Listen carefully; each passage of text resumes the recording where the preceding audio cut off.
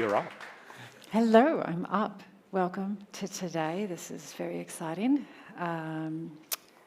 As I was introduced, I'm Dr. Arwen. Arwen is fine. I'm not particularly formal, and I tend to be pretty casual in my speaking style.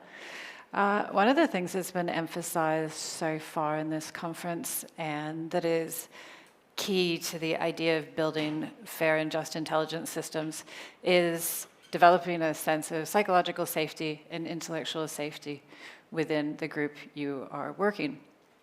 One of the best ways to do that is if you're in a position of leadership or power, or you're the one standing on the stage in front of all of the people, is you sort of model disclosure of things that make you different. So I keep thinking there's going to be a big screen here. So this is me. I use she, her pronouns. I am neurospicy in a few flavors. I am a gamer. I'm also a mother and a wife. I identify as queer. One of the other things that you should do, however, is to also own your privilege. I am a white cis woman. I am also in a heteronormative relationship, which means I also get to pass as straight when it is comfortable to do so. So those are my privileges. Today, we are going to discuss, at a high level, sort of how AI is impacting all of our lives. It is going to be a little bit heavy. We will end, hopefully, in a more positive space with some actions that you can actually take to impact and change the way AI is operating. So let's just take as our premise the idea that everything you do in life is being consumed and analyzed by an AI. This has actually been true for a really long time. It's just very much within our cultural consciousness at the moment. So what if it was you that the AI was analyzing? What if it was, who here has ever or hopes to buy a house? Anybody? Yep. Applied for a credit card? Yep. How many of you identify as white men of a middle-class economic social status? Yay, congratulations. The algorithm is much more likely to grant you more credit, much easier, with less proof and documentation. Who here has ever applied for a job? Woo! How many of you have Western comfortable names? Yes, you are more likely to get an interview and to have your resume read completely. Who here has ever had a health problem? Fantastic. Who has ever, of you, gone to the doctor presenting as male? All right. You were immediately taken more seriously than any woman or female presenting person at a medical setting.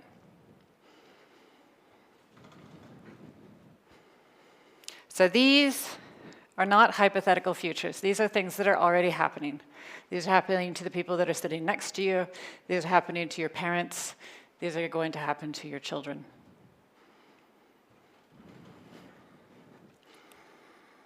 So today, because I have yet to discover a way to make the agenda slide interesting, this is what we're going to talk about. We'll go through the problem. We'll do some real examples, and then I'll provide you with some actions you can take. So here's the core premise of ethical AI and why so many of us spend so much time talking about it. AI systems systemically harm certain groups while helping others. Okay? AI is harming groups of people and disproportionately helping people who probably don't need the help as much as the ones that they are harming. It's just a fact. And it's something that those of us in the AI ML community know and understand. And I can almost guarantee you 99% of the people who are building these systems are not actually trying to do this. So let's just like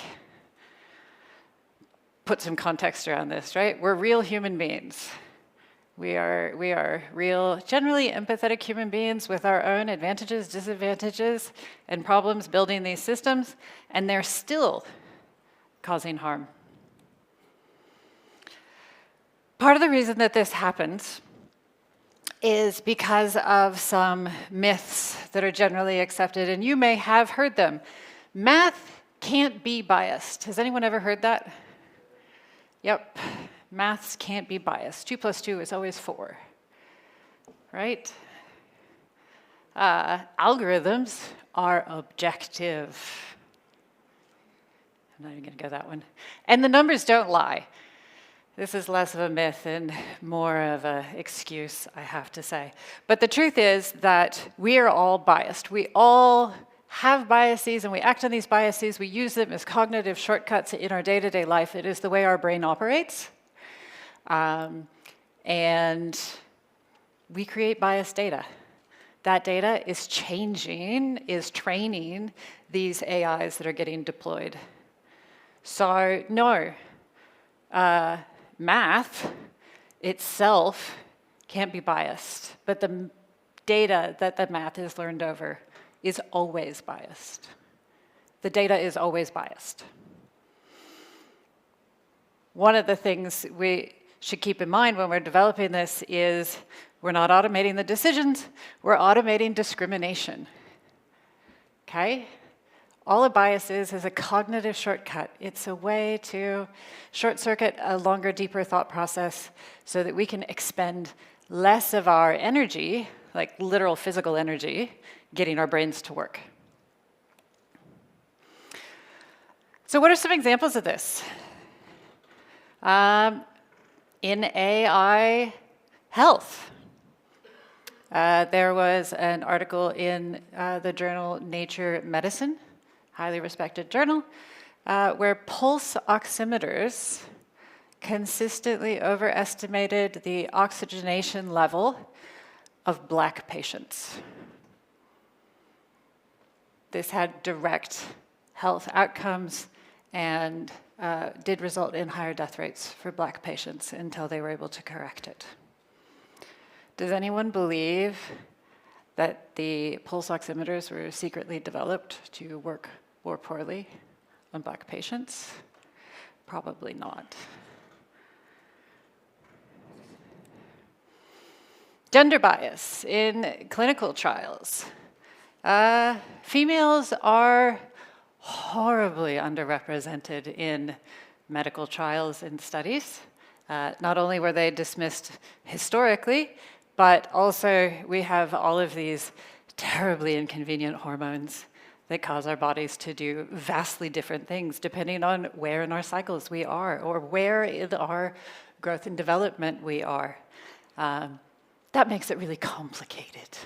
And nobody wants to deal with extra complications. So we'll just stick to the men who are, stable. This results in medical AI systems that perform worse for women across the board, anywhere from diagnostic levels to pain management recommendations. If any of you have been on TikTok or in the feminist movement lately, you will know that IUDs are inserted without any anesthesia or pain management beyond Tylenol. Okay, an IUD, maybe this is too graphic for you, but this is a birth control device that is inserted through the woman's cervix. It is forced through an aperture that is only meant to open when stimulated by the correct hormones during childbirth. They're just gonna ram her right on up in there. Because medically, the prediction is women don't need pain control for that, because women have never been given pain control for that. Bias in the workplace. So I work for a company called Hatch. We actually do hiring AI, right? Like I'm trying to build a system that more humanely matches people in jobs. But where does this go wrong? I'm pretty sure everyone is familiar with the Amazon resume. Did anyone cover the Amazon resume scandal?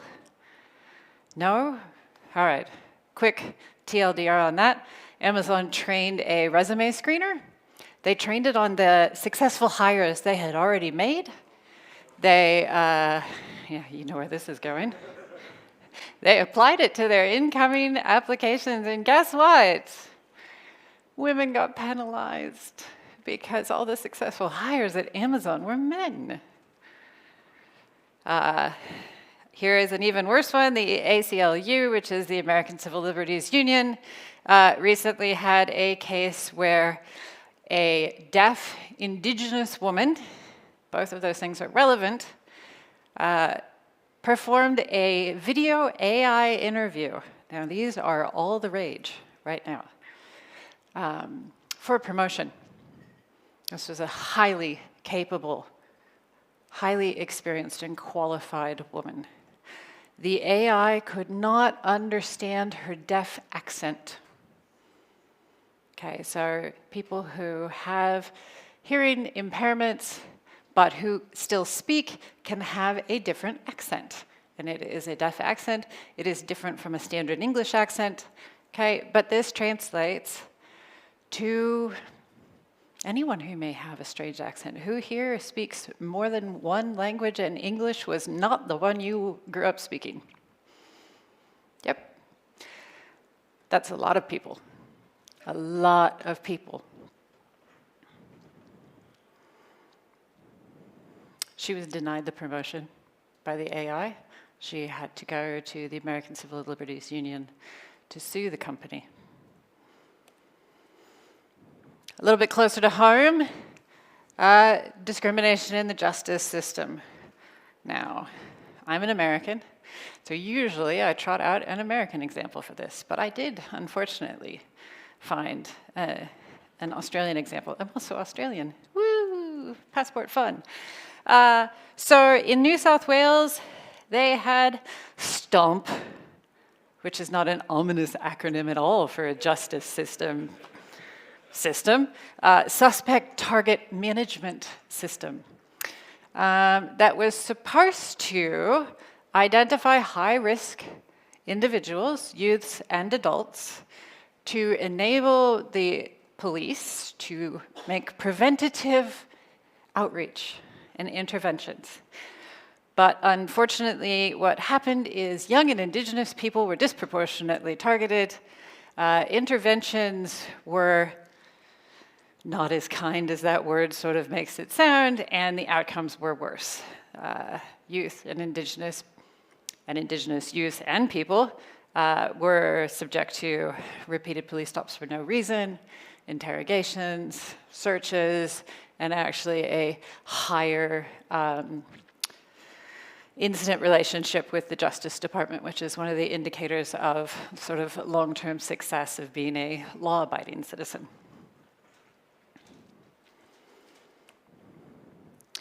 A biased human might discriminate against dozens of people, but a biased algorithm does it at scale, right? We're in tech.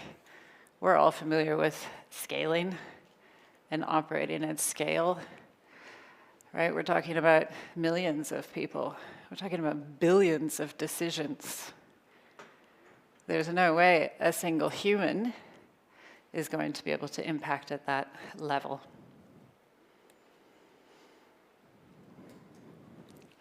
There's 3 places. We'll dig in a little bit more here, get a little more technical. There is no Python, by the way, in my whole presentation. I saw yesterday that people were displaying code. I don't have any code here for you. Sorry about that. All pictures. So there's 3 general places that bias will enter into AI. So the first and the most obvious is in the data. And frequently this is history, right? We've collected data over time. The data contains the biases. I can pat my head and rub my stomach at the same time. And so we have the bias data. We already talked about that. That goes in. What? Ah, yeah. then in the model. The data will enter it in the model, and it will do it via proxies. So let's say somehow we have carefully and meticulously cleaned our data to remove the bias from it. Okay, we've gone through, we've done things like we've replaced all the pronouns with they, them pronouns, right? That's a pretty standard way to do it. We've removed names. We've removed gender indicators. We have, what else? We've removed employment dates. That's one I'm very passionate about, right? We've removed the employment dates from employment information. The model's going to learn proxies, which are other things we didn't think about that could possibly encode bias. Can I drink with this thing on? Oh, that's fizzy. Did I mention the neurospicy part? I'm already maxed out by having a cable running down my back and a big pack on my hip, so we'll see. So the third and final place that bias enters is actually after you've trained the model and you've deployed it and people are interacting with it. Did anybody here read about Tay? Yes, Tay was a very early effort at an AI chatbot released by Microsoft into the wild of Twitter, which we all know is a safe, warm, and welcoming space. Tay learned from the people who chose to interact with her. Yes, she had pronouns, my most distasteful pronouns for an AI. And she turned into a misogynistic, racist, homophobic spewer of filth in like a few hours, and they had to take her down. The good news is we can intervene at each of these points, and we will get to that a little bit. I generated all the images for my slides today with ChatGPT. This is the most powerful one I think that it managed to pull out. It was endlessly challenging to get it to stop giving me white men. And then, it was fun. We can talk about that later. Historical bias is when past discrimination becomes future discrimination. Okay, so this is a representation of all of the biases that we see in our data. We've got, well, there we go. We have our friendly old white man there. We have previous justice systems, stereotypes, some members who just really like Manchester, and it doesn't mean anything else. And then models encoding assumptions. I think this is a really important one to talk about because people don't often think about it. They think that, you know, I've done the things I need to do to make my data less biased, right? So why do I need to worry about it? At that point, if I've cleaned the data, the numbers don't lie, right? The algorithm is objective. And so the outcome is objective. What we have discovered, however, is that the model learns other things.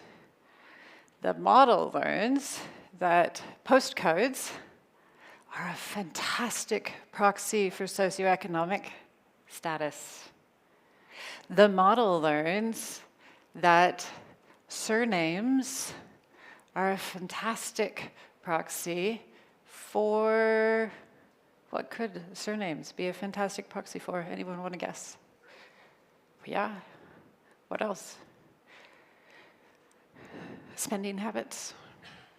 Who'd have thought? But it's true. Neutral features hide discriminatory patterns. And this is something that we really need to be very careful of and very aware of. What features are we giving our models that could be hiding or masking this bias in our data?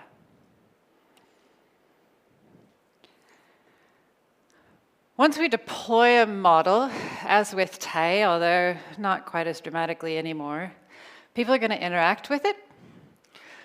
If you're a good scientist, but really anybody deploying a model, you're going to collect the feedback. People are going to interact with it. You are going to go and find ways to measure whether it was good or not, whether people appreciated the interaction, what the outcomes of it were, and how it impacts your product or your feature, and you're going to roll those back into the model. Unfortunately, we've already established we had bias in the data you can't completely get rid of. We've got bias in the model that you can't completely get rid of. Once you deploy it, it's amplifying those biases out to users who are then going to be like, yeah, I like that. That did that for me, right? Depending on the audience that it is being put out towards. And then there's new biases, right? It's not all just the old stuff. We're coming up with new biases all the time. Right now, in my poor home country, trans people are under fire, right? Is this a new bias? No, absolutely not. Is this now going to be occupying a large part of interaction data on the internet? Yes. News data? Yes. Because there's more of it now. Yeah, the rich get richer, marginalized get more marginalized. Every algorithm is a choice about whose voices matter. AI is changing the world. There is nothing we can do to stop that. I compare it, recently I've been comparing it to the Industrial Revolution.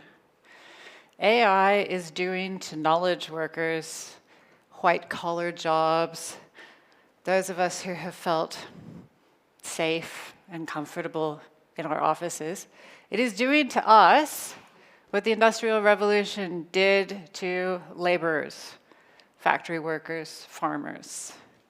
It is changing the face of how we work. It is changing the shape of our society. We get to choose how that happens, and whether the society that comes out on the other side of this is better or worse than the one that went in, and who is going to benefit from it.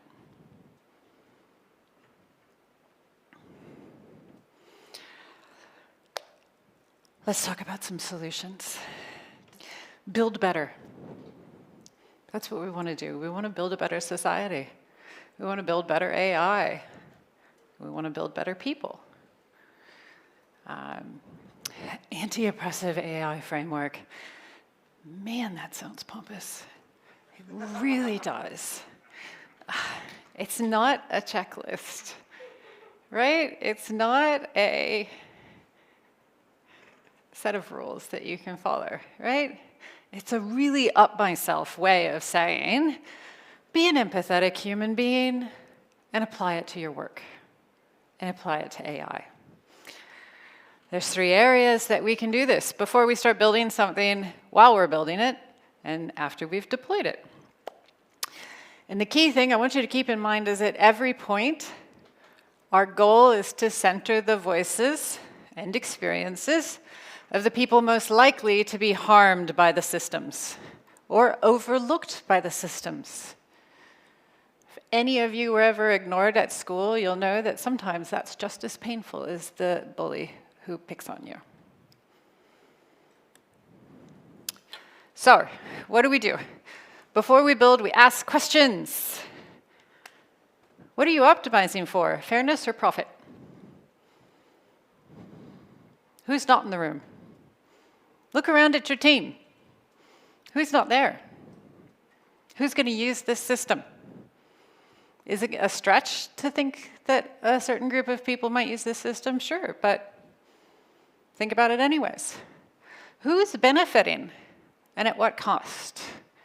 And the hardest question is, do we really need AI for this? And this one, if you work in industry, is probably the one that you're going to be least comfortable asking, because the hype wave is real right now, and every company wants AI for everything for no particular reason, except that it's exciting and sexy. One example of a question that you could ask, tying back to earlier, is with it in the justice system, predictive policing. Instead of asking, how do we reduce crime? Change the perspective a little bit.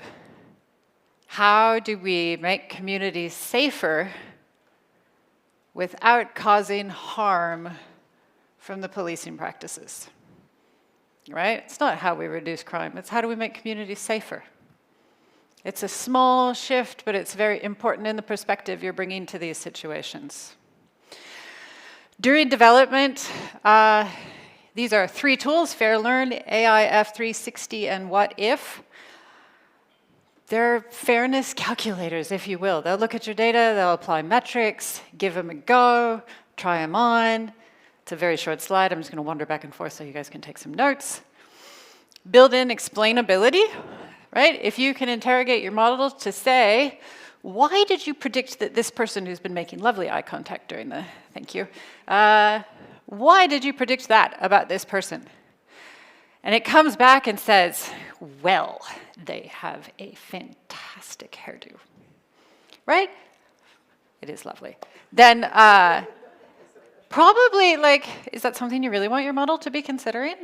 Should it be making judgments based off of a profile photo? No, that's a flag. Test it across your demographic groups. This sounds dead simple, but it gets forgotten so often. Make sure that the data you're testing this across is representative. Don't use vanity metrics. During development, include diverse perspectives. I feel like this should just go without saying, but I still see teams of all one community group. It's not just white men now, it's just all of one particular group. Build a red team for bias, just like for security. These are people who actually go and try to get your model to be biased. Poke at the model. Create psychological safety. We've been trying to do that in this whole conference. Take this back to work with you. Take this into your models with you. And this is bold because I am super passionate about this. Compensate your community experts. It is not the responsibility of a minority group to uplift you about their problems.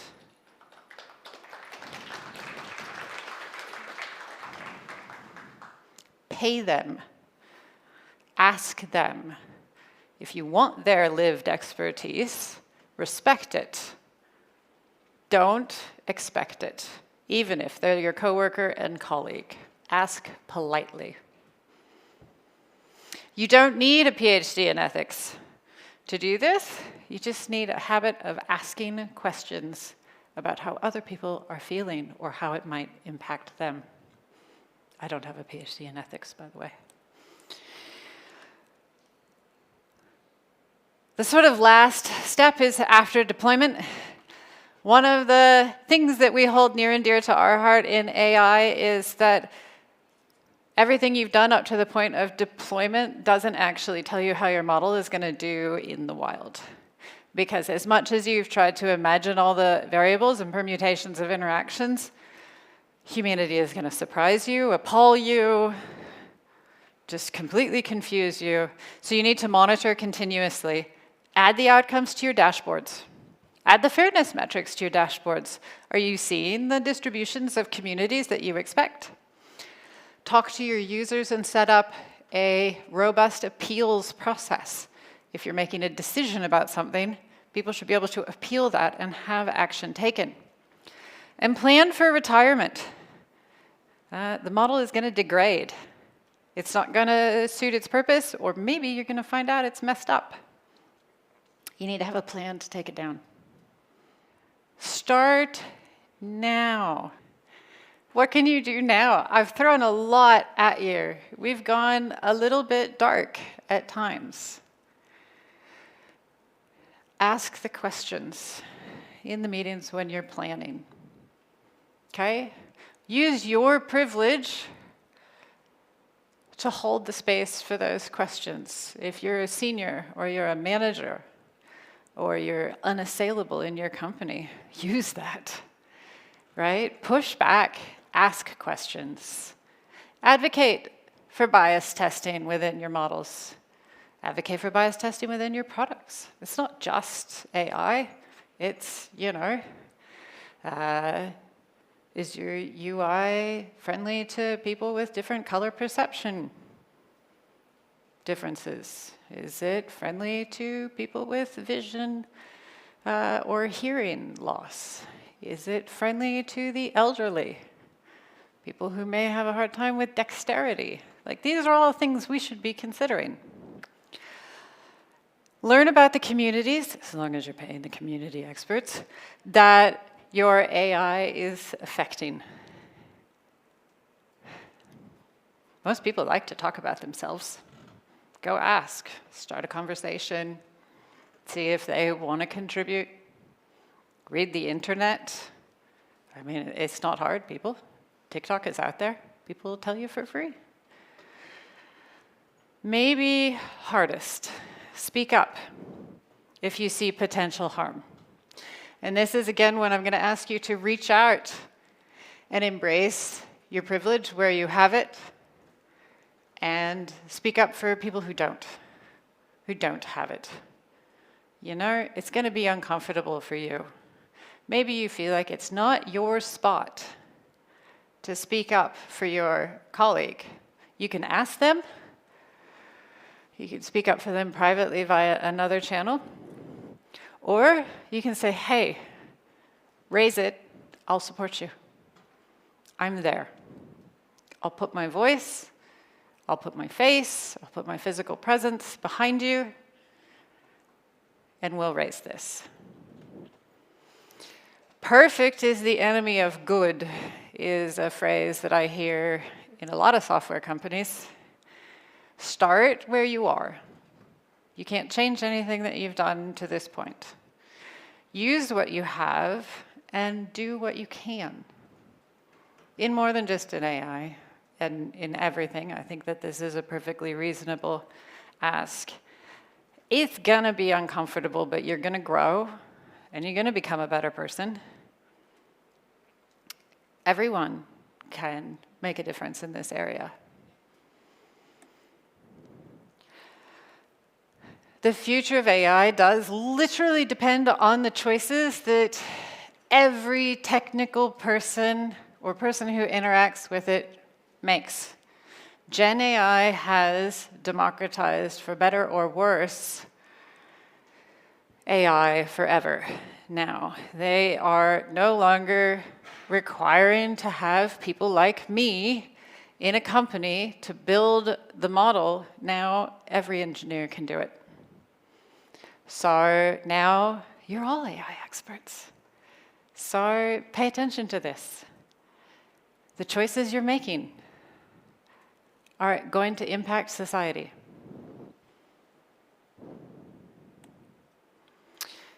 Together, we can make AI see you fairly. Maybe 5 years from now, I won't have to ask people if they're applying for a home or having a medical emergency or worried about how they're going to get their next job. Maybe we'll have new things to worry about. That would be lovely. That's it. I'm done. I would like to thank everybody for coming and listening and participating and engaging. I'd like to thank my husband, who's up here in the front row. You may have noticed us together. It's not, I think it's pretty special that I've got a techie geek husband who is also in a similar field, and we can geek out on this together. And I'm even harder on him than I am on all of you, so there's at least one white guy learning. If he can do it, so can the rest of you. Sorry, my love.